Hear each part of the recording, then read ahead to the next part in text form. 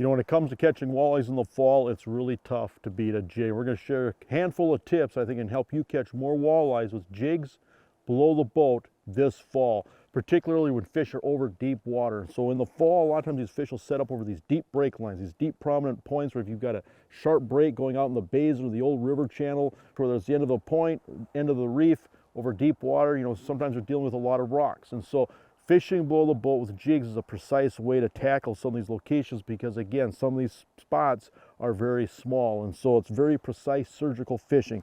When you're fishing and catching fish below the boat with a jig, there's a couple things to consider.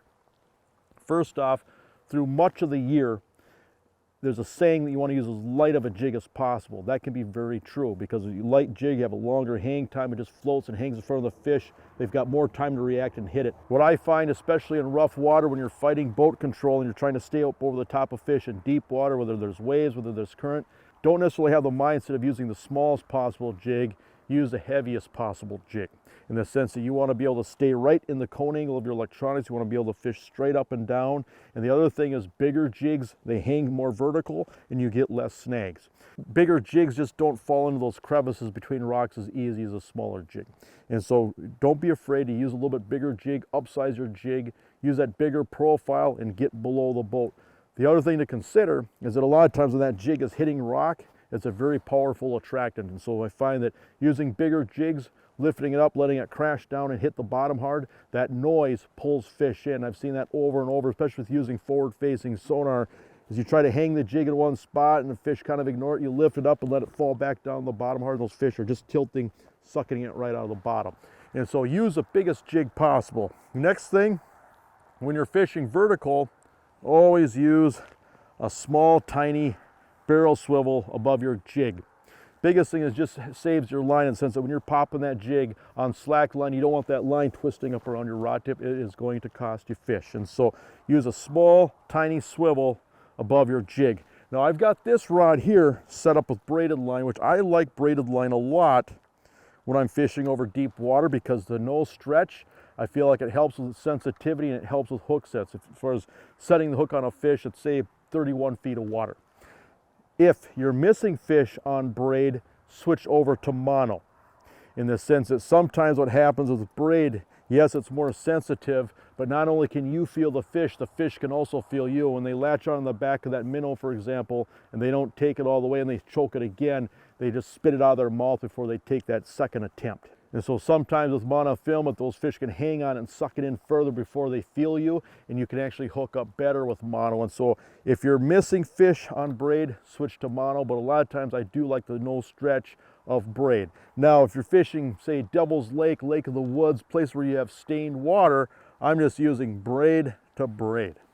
Just really keeping it simple, just for sensitivity. And sometimes in the fall, I mean, even with these big fish, it's just a tiny little tick. You'd hardly know that it's a big fish until you set the hook. Now, if you're fishing in water that's really extremely clear, say Mille Lacs, Leech Lake, maybe places where there's zebra mussels, always make sure you use a longer leader below your swivel and make sure that you're using fluorocarbon. So this is 8-pound braid. If I were to use a fluorocarbon leader, I'd probably go with the 8-pound fluorocarbon leader if I was fishing clear water. If I'm using monofilament, I'm a big fan of the 6-pound suffix for mono. But again, switch back and forth. Start off with the braid because of the efficiencies of setting the hook and the sensitivity. If you're missing, dumping, losing fish, switch over to monofilament. And so one other tip, always have a hook file in the boat. This is just that classic deep V, which is just kind of an aspirin head. I love this particular jig. It's a lead jig versus tungsten. The reason I'm using lead jigs is because a lot of times I am getting snagged a lot. And you're going to go through some tackle, and obviously lead is cheaper than tungsten. The other thing that I like about this particular jig is that it fishes and tracks well below the boat. It's got a Mustad hook, which I would say is a good hook for rocks because it takes a hook file really well. Sometimes with some of these premium hooks, you bang them up on rocks and you just cannot get that point back with a file. Whereas this particular hook, you can bend it over on rocks, really bang it up on rocks, take a file to it, and you can sharpen it right back up. And so deep V jigs are very, very good over deep rocks.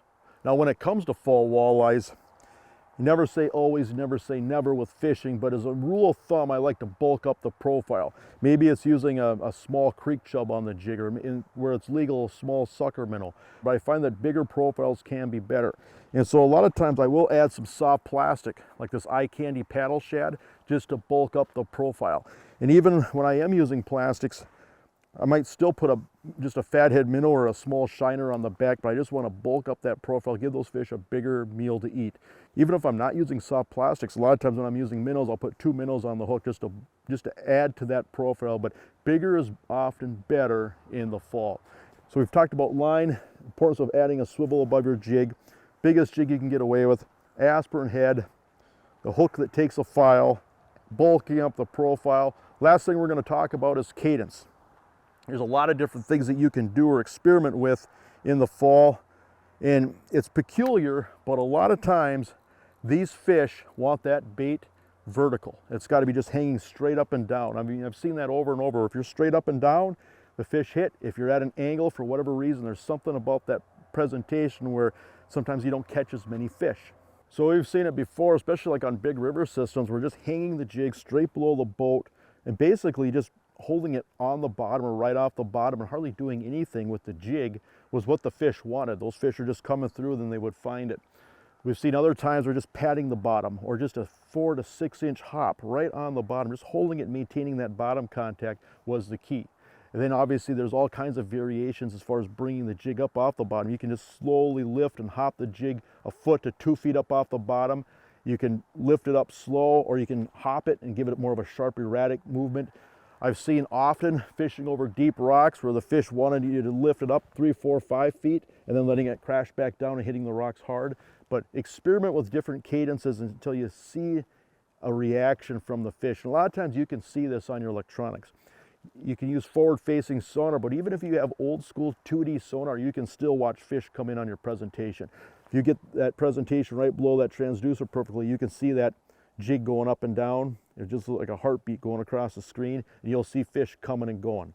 And again, you're jigging to pull fish into you to attract fish, but then you're also trying to trigger fish. And so you try different things, and if the fish ignore it, you keep experimenting with different things until you kind of figure out a rhythm, figure out what the fish are wanting that particular day.